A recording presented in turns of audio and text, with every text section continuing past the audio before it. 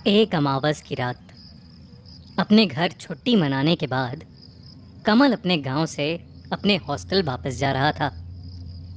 अगले दिन से उसके एग्जाम शुरू होने वाले थे और जल्दी पहुंचने के चक्कर में उसने एक शॉर्टकट लेने का सोचा। उस शॉर्टकट का रास्ता जंगल से होकर गुजरता था। कई लोगों का कहना था कि जंगल के उस रास्ते पर कई सारे भूत देखे गए हैं, लेकिन कमल को भूतों पर यकीन नहीं था और वो उसी रास्ते पर आगे चलता गया। कमल आगे आगे जा ही रहा था कि उसे अपने पीछे से एक बस आती दिखाई दी।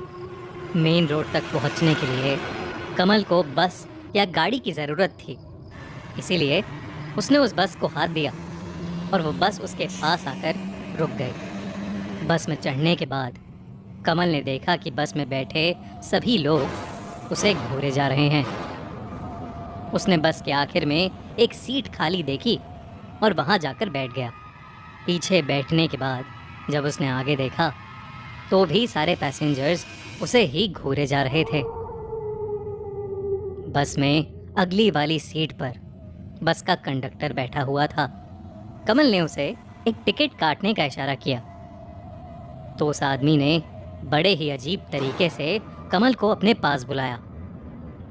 कमल को वो कंडक्टर बहुत ही डरावनी नज़रों से देख रहा था। कमल ने अपने साथ बैठे आदमी से कहा, बड़ा अजीब आदमी है, ऐसे देख रहा है जैसे खा ही जाएगा।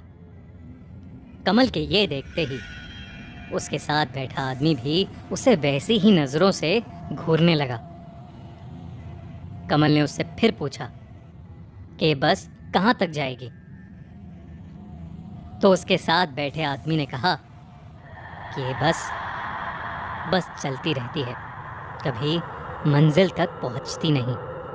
ये सुनकर कमल को बड़ा अजीब लगने लगा। उसने आगे देखा तो अभी भी बस के सभी लोग उसे ही देखे जा रहे थे, इसीलिए उसने अपने कान में ईयरफोन्स लगाए, मोबाइल पर म्यूजिक चलाया और आंखें बंद करके सो गया। कुछ देर बाद बस में अचानक एक जोर का झटका आया और वो बस बेकाबू हो गई। कमल की नींद खुल गई। जब उसने अपनी आंखें खोलीं तो जो उसने बस का नज़ारा देखा, उसे देखकर उसके होश उड़ गए। सामने बैठे कंडक्टर की दोनों आंखें फट चुकी थीं। बस के आगे का कांच टूटा हुआ था और उसके टुकड़े पूरी बस में हर तरफ फैले हुए थे। बस में बैठा हर इंसान बहुत अजीब लग रहा था, जैसे वो सब जिंदा मुर्दे बन गए हों। कमल ये सब देखकर बहुत डर गया था और वो बस से निकलने के लिए अपनी सीट से खड़ा हुआ, पर तभी सारी लाशें उठ खड़ी हुईं और उसकी तरफ धीरे धीरे बढ़ने लगी। उन सारी लाशों में से कंडक्टर निकलकर कमल के ठीक सामने आ खड़ा हुआ। उसे देखकर कमल बुरी तरह कांपने लगा। वो अपनी जगह से भी हिल नहीं पा रहा था। कंडक्टर कमल के पास आया और जोर से चीखने लगा। उसने कमल का गला पकड़ लिया और उसे हवा में उठाकर जोर से पटक दिया और उसके सर में बहुत गहरी चोट आई, जिसकी वजह से वो बेहोश हो गया।